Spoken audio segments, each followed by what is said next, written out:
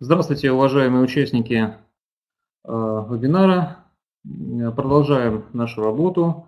Для тех, кто продолжает оставаться в эфире, или начинаем с теми, кто подключился только что.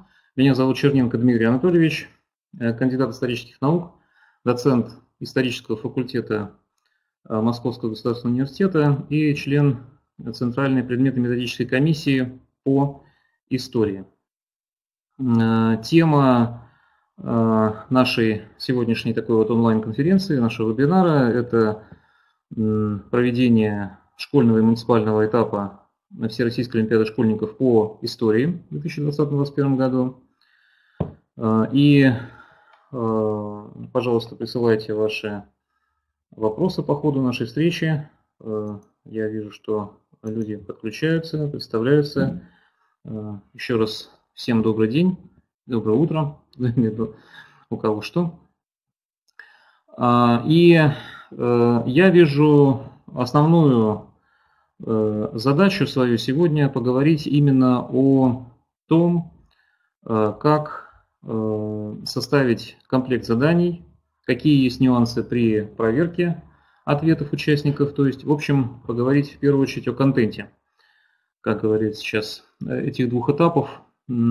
Организационные вопросы, организационно-технические вопросы находятся в полной сфере деятельности оргкомитетов соответствующих уровней.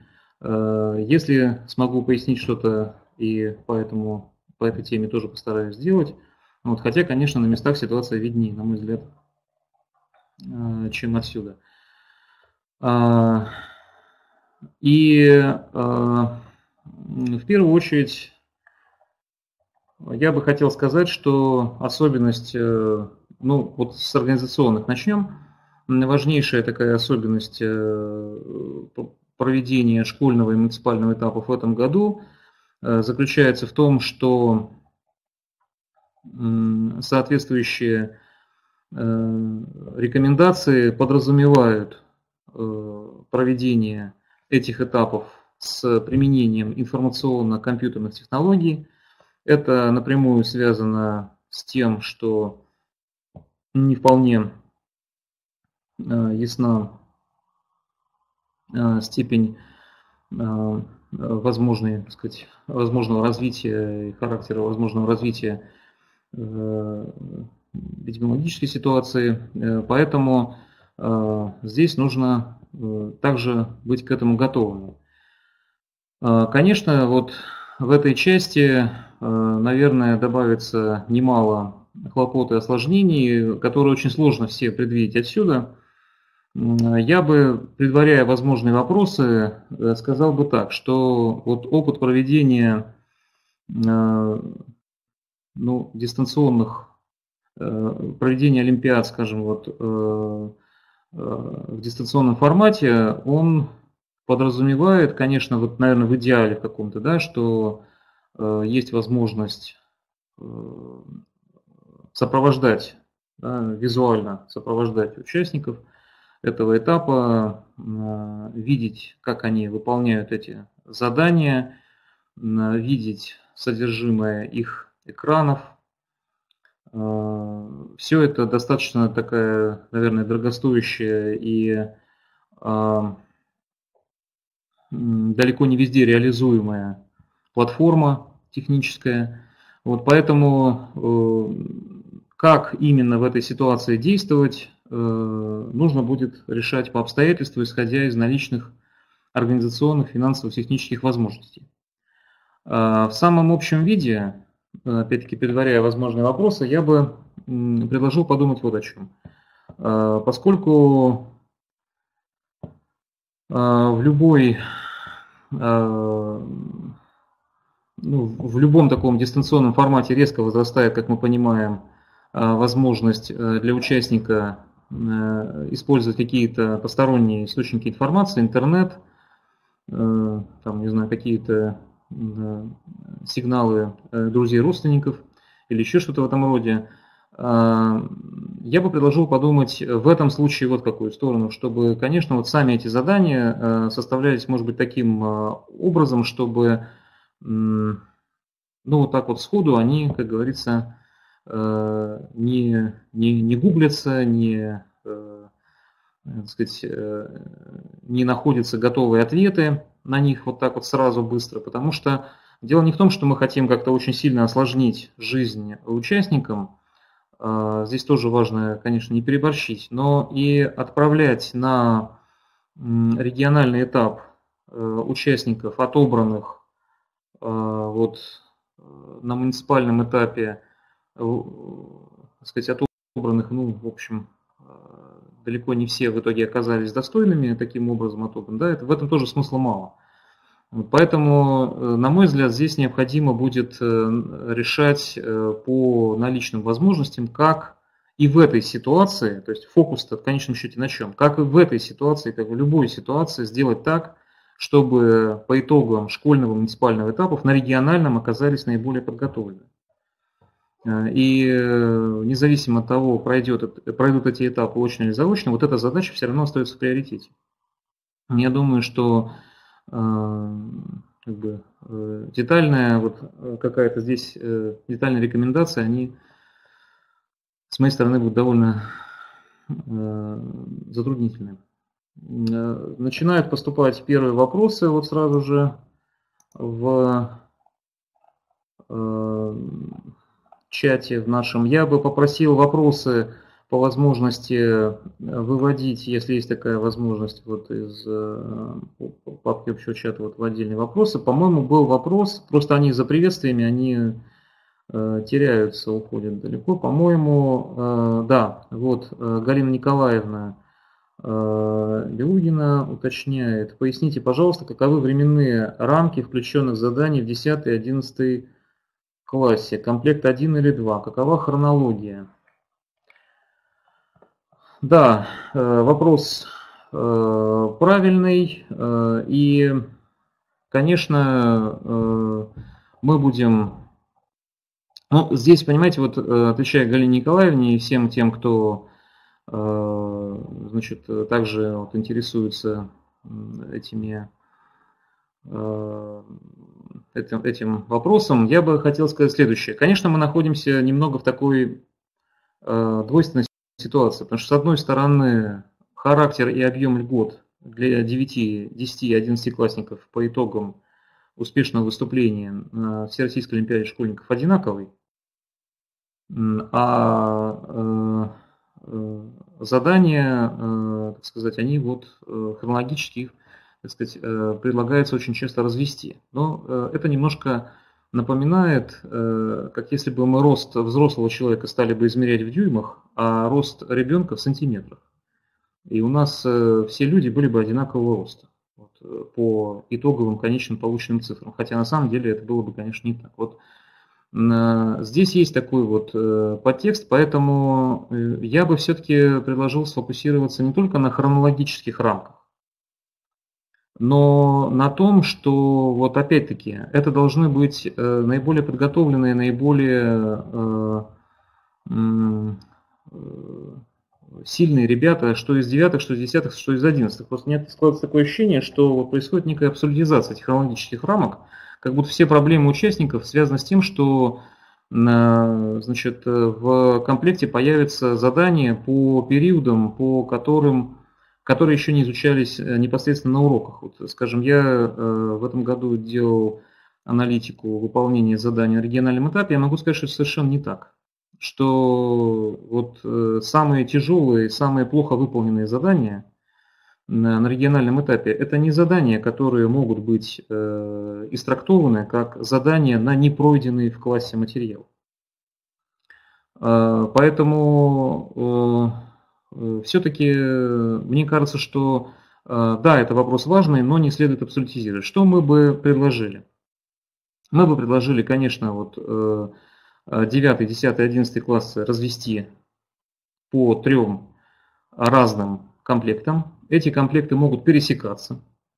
И, наверное, в общем-то, должны, потому что, ну, во-первых, это просто реалии работы. Создать в ограниченный срок 3 абсолютно уникальных, на 100% не совпадающих комплекта, скорее всего, просто нереально. Во-вторых, ну, история-то одна, в общем, поэтому содержательно они тоже вполне могут пересекаться. Но как бы вот 10-й как бы надстраивается в какой-то части над 9-м, 11-й, соответственно, над этими обеими параллелями. Но в качестве общих таких ориентиров, наверное, будет правильно иметь в виду, что, скажем, для 9-х классов предлагать задания, не выходящими за первую половину 19 века, для 10-х, может быть, или минимально выходящими за это время. Да? Значит, для 10-х, может быть, начало 20 века, но 11-е уже, в принципе, до середины 20 века, до Великой Отечественной войны и около того могут, в общем, быть спрошены, на мой взгляд, содержательно. Опять-таки, это общее пожелание, решение остается за предметными комиссиями соответствующих уровней. Могу сказать, что на региональном этапе, к которому в конечном счете мы, в общем, и готовимся на этих этапах, общая позиция такова, что заданий, скажем, на вторую половину 20 века, их буквально одно, может быть, в комплекте даже для 11 классов. То есть даже региональный этап, он проверяет процентов на 90, он состоит из заданий хронологически не пересекающих грань Великой Отечественной войны. Соответственно, этот ориентир может быть использован в каком-то смысле и для школьных и муниципальных этапов. Значит, вот в развитии этой темы поступают вопросы по, значит, тому, какие будут подходы учитываться в 11-х, в 10-х. Учитываться, вот спрашивает Надежда Юрьевна Шпирна. Вот, Надежда Юрьевна, опять-таки, вот учитываться кем будут? То есть, есть комиссии соответствующих субъектов, муниципалитетов, которые составляют эти задания. Будут ли они учитывать эти различные подходы, различные ситуации? Нам вот остается надеяться, что они будут. Опять-таки вопрос этот, скорее всего, связан с хронологическими рамками. Вот, но вот скажу так. В этом году, скажем,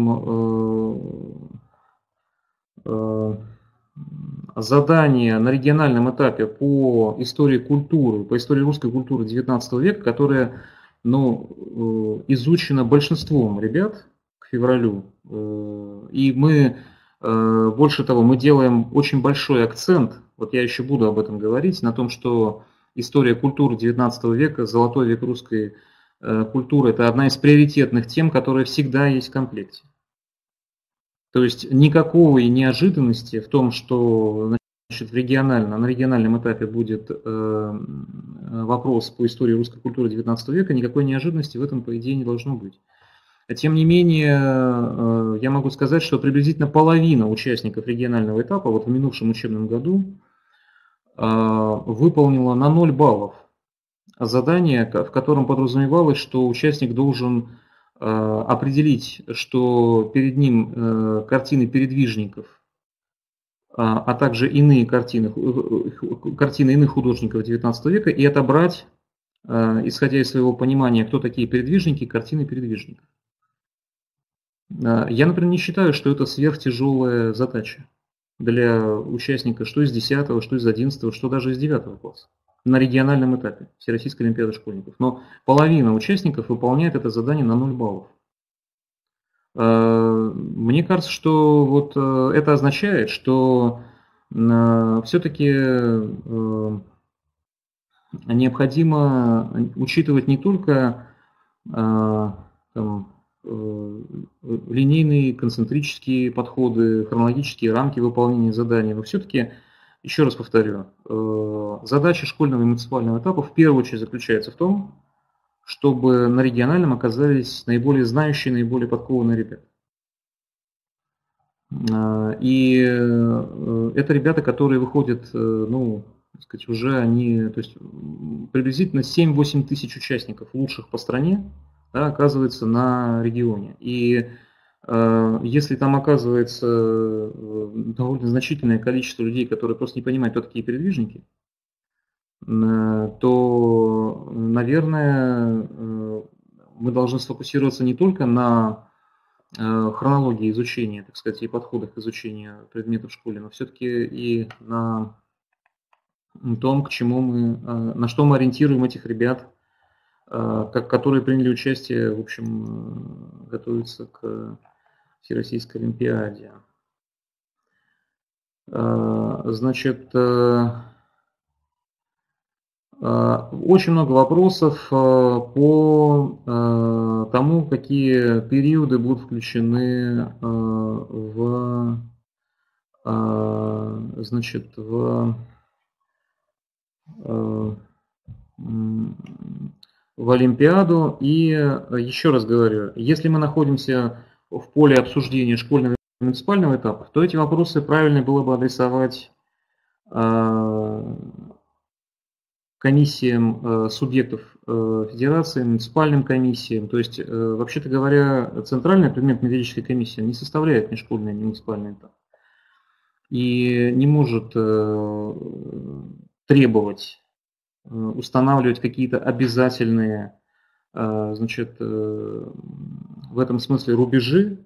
Вот, если вы считаете, что существует риск какой-то совсем уж неадекватной, сказать, установления каких-то совсем неадекватных хронологических границ содержания комплектов в вашем субъекте, ну тогда необходимо связаться вот все-таки с представителями этих комиссий, потому что в данном случае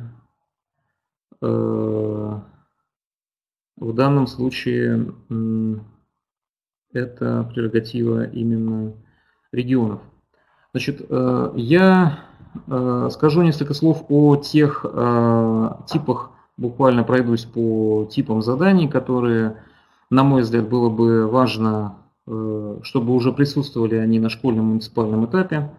Я вижу, что вопросы пока что в основном поступают за пределами тематики, ну то есть они касаются не столько школьного и муниципального этапов, сколько это вообще возможность, этот чат как возможность задать вопросы на иные темы. Обязательно на них отвечу, но тем не менее, чтобы формально все-таки соблюсти, да и для кого-то может быть не формально, а содержательно важно соблюсти тематику выступления, я, если позволите, уделю определенное время и заявленным нашим этапом тоже. Значит,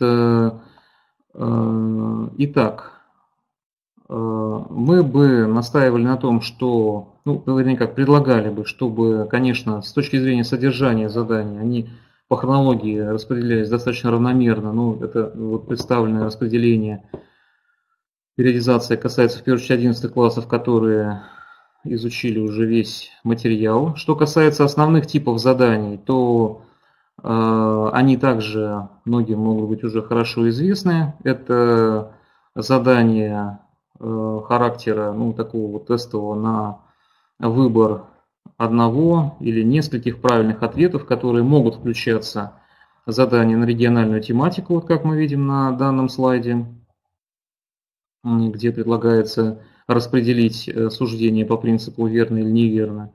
Также очень важно, чтобы участник всегда понимал, какой максимальный балл он получает за выполнение задания, и по возможности, чтобы ему было понятно, как этот балл получается, то есть вот сколько баллов за каждый элемент. Здесь представлены задания, которые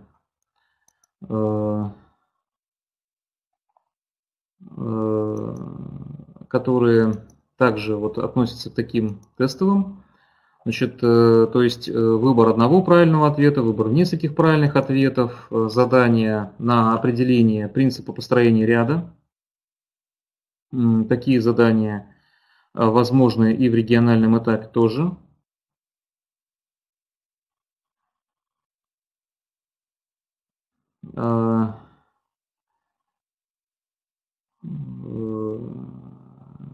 Далее это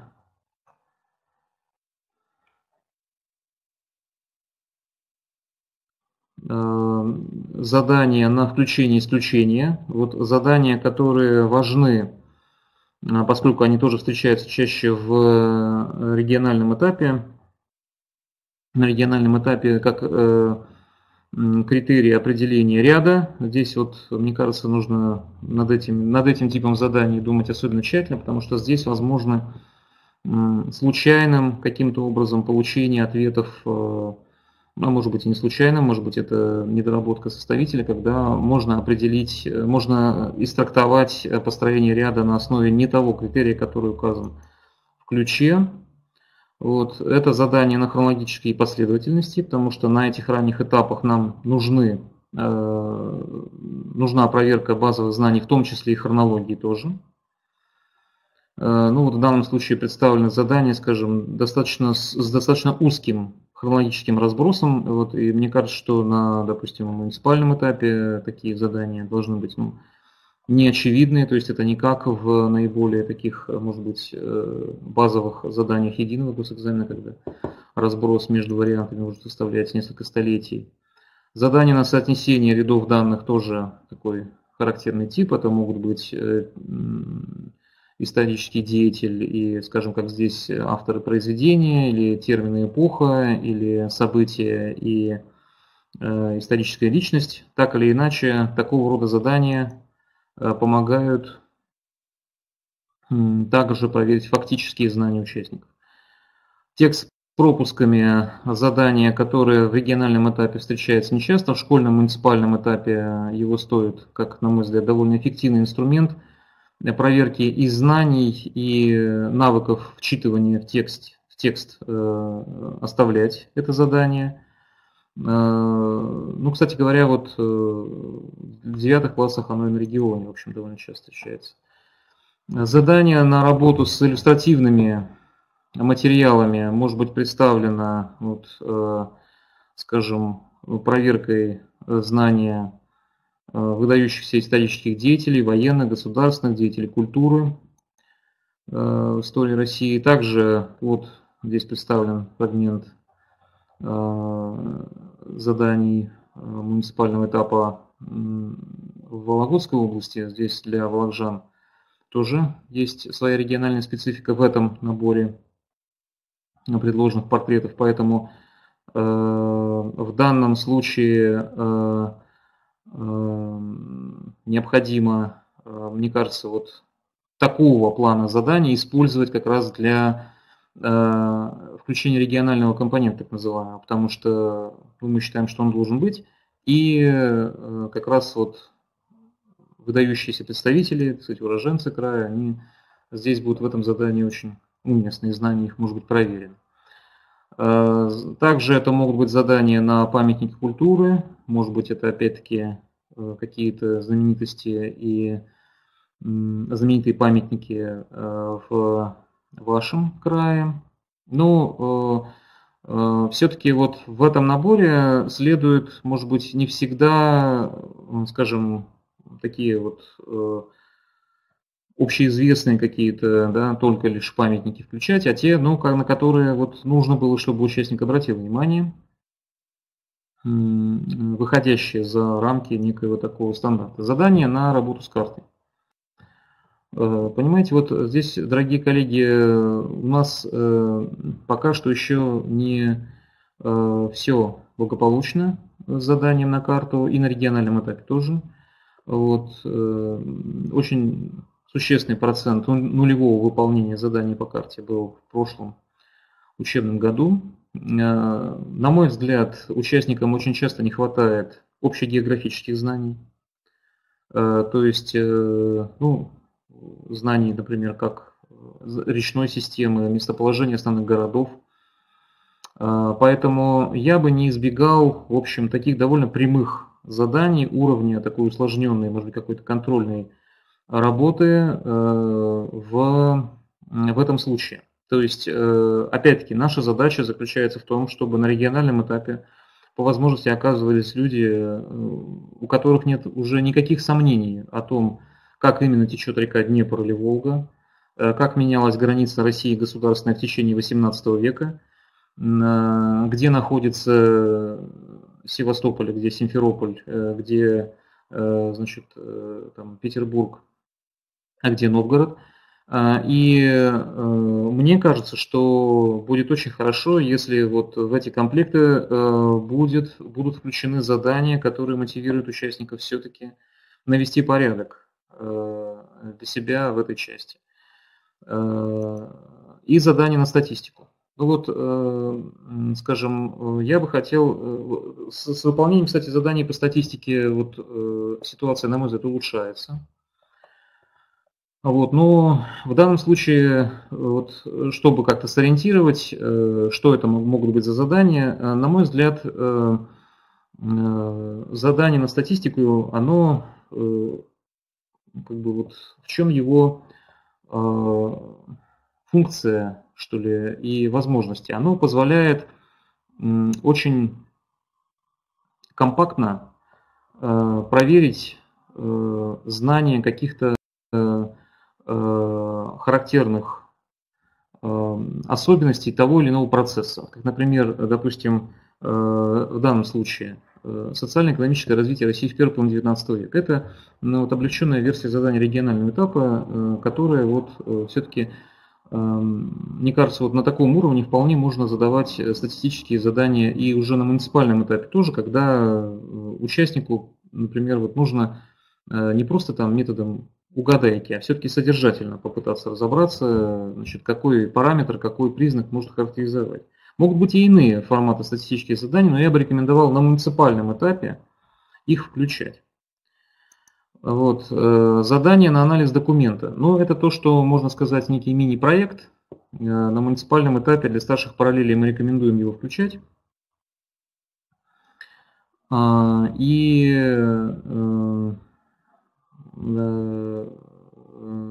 я бы предложил все-таки, по крайней мере, для старшеклассников на муниципальном этапе предлагать тексты, если это текстовый материал, уже на языке оригинала. Вот, может быть, это будет небольшой документ, как вот здесь, допустим, указ о покупке деревень к заводам, знаменитый документ, с которого начинается в России история посессионного права, появляется категория посессионных крестьян. Вот, мне кажется, будет, в общем, полезно для участника муниципального этапа немножко поломать голову над языком, допустим, там, 18 века, может быть, начало 19-го. То есть совсем древность, наверное, потянет не каждый, вот именно по языку, но что-то уже, то есть не обязательно это должно быть объемно, но здесь необходима вот какая-то уже готовность эмоциональная, знаниевая участника к тому, что, ну, вообще говоря, он может встретиться на регионе с текстом на языке оригинала, и лучше его начать к этому готовить старшеклассников, по крайней мере, уже на этих этапах. Вопросы к этому документу могут быть, на мой взгляд, на муниципальном этапе достаточно конкретными, то есть, ну, такие в каком-то смысле, в таком хорошем смысле ЕГЭшными, да, то есть они подразумевают конкретные очень найденные или сформулированные тезисы. Пока что, может быть, без большого развернутого именно аналитического ответа или какой-то вот широкой интерпретации текста документа. То есть в конечном счете, благодаря этому, на мой взгляд, вот фокус может быть направлен на то, чтобы опять-таки на региональном этапе оказались участники, которых не пугает задача найти в не самом простеньком тексте ответы на конкретные вопросы и уметь вписать эти найденные тезисы в тексте, в документе, в, опять-таки, достаточно конкретные исторические обстоятельства и интерпретировать их тоже достаточно определенным образом. Это уже будет хорошая основа для той работы, которая подразумевается на последующих этапах. Вот. Ну и опять-таки в старших классах мы рекомендуем предлагать и эссе некое историческое уже вот по форме проверки и по структуре оно достаточно близко уже к историческому мысли регионального этапа. Мы предлагаем использовать здесь разные тематические блоки, естественно, разные периоды. Вот, как примеры, допустим, предлагается вот набор тем, одного из комплектов муниципальных. И проверяя, да, ну, может быть, что вот здесь можно сказать, что опять-таки, наверное, хорошо, если это будет 5-6 там тем, за счет чего это могут быть разные периоды. По возможности это могут быть и разные, как я уже сказал, тематические области, то есть и внешняя политика, и социально-экономическая история, внутренняя политика, естественно. Ну, в конечном счете, вот, то, что участник знает, что уже на муниципальном этапе ему предстоит писать эссе, это означает, что он начинает как бы специализироваться уже на работе с определенной эпохой, начитывает материал. И муниципальный этап позволяет уже эту работу у него проверить и оценить. Некоторые рекомендации по оцениванию, ну, они достаточно очевидные. Мы вот рекомендуем, чтобы общий комплект заданий сводился к 100 баллам. Это делает более так вот эмоционально, по-человечески понятные, сказать, разного рода такие отсеивающие, отсекающие рубежи. По возможности достаточно так вот прямо и точно сформулировать позиции ключа, особенно в тестовой части. Вот. Также достаточно максимально ясно вот распределить промежуточные баллы.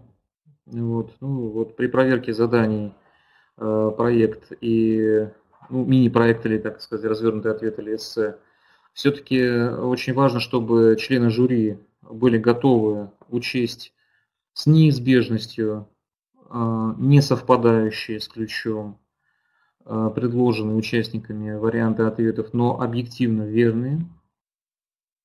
Вот. И в конечном счете мы ведь что мы проверяем вот в этих вот больших таких вот заданиях на анализ документа, на историческое эссе? Мы в конечном счете проверяем, как участник работает с документом и что он читает. Вот, читает ли он вообще что-то за рамками учебника. Вот. И его способность к анализу, его начитанность для нас это приоритет. И если он демонстрирует то и другое каким-то не совсем тем способом, может быть, да, не в тех формулировках дословно, да, в которых составлен ключ, то, конечно, это надо поддержать. Очень важно, чтобы были понятные, прозрачные правила проведения апелляций, чтобы были участники ознакомлены с тем, как они выполнили свои задания, чтобы они понимали, где они сделали ошибки, то, что называется показ работ. Вот. И чтобы, опять-таки, любое изменение баллов было, опять-таки, прозрачно и всякий раз, чтобы оно было результатом апелляции. Это вот то, что в общем смысле касается, на мой взгляд, основных типов заданий, контента, ну и некоторых организационных работ, моментов, связанных с проверкой этих заданий. Я сейчас пройдусь, соответственно, по вопросам, которые были получены. Да, еще раз приветствую всех тех, кто присоединился по ходу уже самой встречи, самой презентации.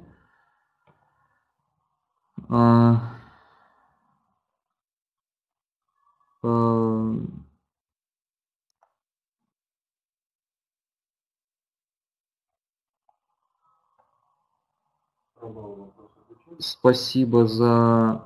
Да, значит, вопрос о проходных баллах. Людмила Александровна. Очень волнует вопрос о проходных баллах на край область. Кто устанавливает проходной балл, если документ российского уровня, который регулирует этот вопрос. Этот балл устанавливает региональные комиссии, то есть его устанавливает жюри муниципального этапа. Общероссийского документа нет на этот счет, и политика регионов здесь очень разная. Кто-то делает ставку на то, что участников регионального этапа от их субъекта должно быть как можно больше, и, так сказать, облегчает вход на региональный этап, работает, так сказать, по площадям количественно. Какой-то субъект может выбрать другую стратегию, чтобы туда попали ребята наиболее подготовленные. Очень, называя вещи своими именами, очень часто это связано все с финансовыми организационными возможностями субъекта в проведении регионального этапа, который может просто не потянуть большое количество участников, особенно если это сложное размещение и логистика. Поэтому, конечно, никакого общероссийского документа на этот счет быть не может.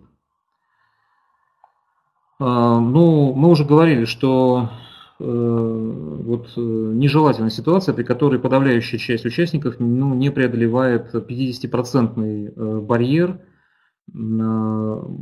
комплекта муниципального этапа. То есть все-таки совсем так вот жить не совсем правильно, потому что это демотивирует ребят и работающих с ними учителей. Поэтому комплект все-таки, наверное, должен быть составлен таким образом, чтобы совсем уж преобладание совсем уж низких баллов исключить. Так, спасибо за теплые слова от отдельных участников нашей встречи по содержанию ее. Еще вопросы поступают. Так. Да, значит, снова вопрос. Учащиеся 10 классов в этом году идут по системе. ИЛГОС изучает только с 14-45 год. Не будут ли вопросы второй половины 20 века? Опять-таки, этот вопрос уже от Валентины Анатольевны я отчасти на него отвечал. Смотрите, еще раз, на школьном и муниципальном этапе все эти хронологические рубежи устанавливают, собственно говоря, составители муниципальных школьных этапов, которыми являются члены предметно-методических комиссий соответствующих уровней. И ЦПМК никаких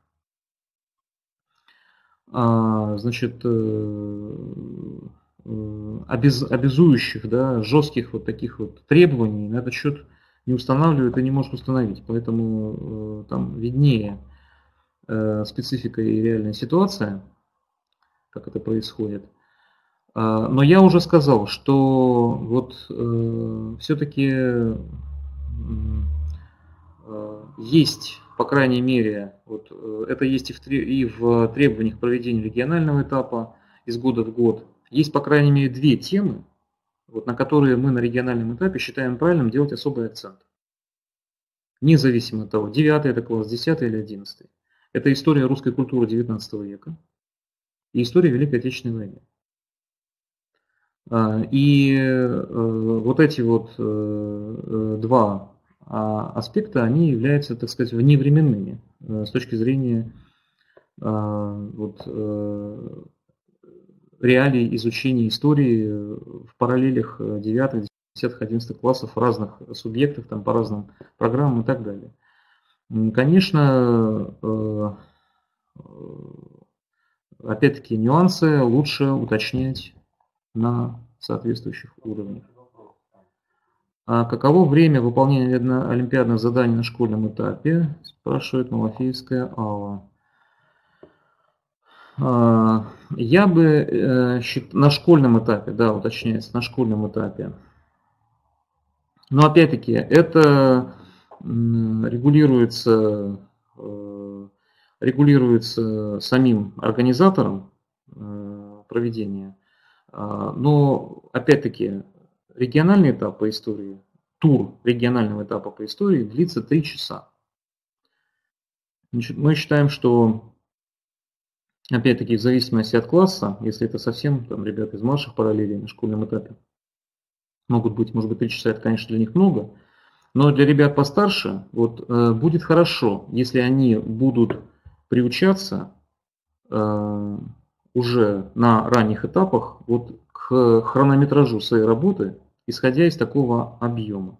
Пока что, опять-таки, это в качестве общего пожелания. То есть нам кажется разумным, если там, по крайней мере, 9, 10, 11 классы будут хорошо понимать, что такое сделать комплект заданий за 3 часа. Уже до регионального этапа они будут это понимать. Но, опять-таки, дальше начинаются уже особенности возрастные, особенности субъектов, муниципалитетов и так далее. Так, есть еще вопрос. Ага. Так, Юлия Александровна, задание статистику это наведение, методическое, оно не встречается. Да, оно не встречается, но опять-таки это же методические рекомендации. Вообще говоря, все, что встречается в методических рекомендациях, оно является рекомендацией. Поэтому отступления, они в принципе были бы возможны. Мне кажется, что вот ничего опять-таки обязательного, да, дидактически вот так вот, детерминистски обязательно нет в том, чтобы было задание на статистику. Но опять-таки, если бы оно вот было в задании старших параллелей, это было бы хорошо. Отвечая на вопрос Юлии Александровны. Дарья Ивановна спрашивает, какой процент вопросов по всеобщей истории должен быть в Олимпиаде. В методических рекомендациях, по-моему, указывается эта пропорция, но в любом случае... Дело в том, что вот этот вопрос, понимаете, он очень тесно связан все-таки с тем, о какой параллели идет речь. Вот. Но, конечно, большая часть вопросов должна быть по всеобщей истории. Понятно, что, например, по истории России, конечно, понятно, что для 5 классов, например, это может быть не так.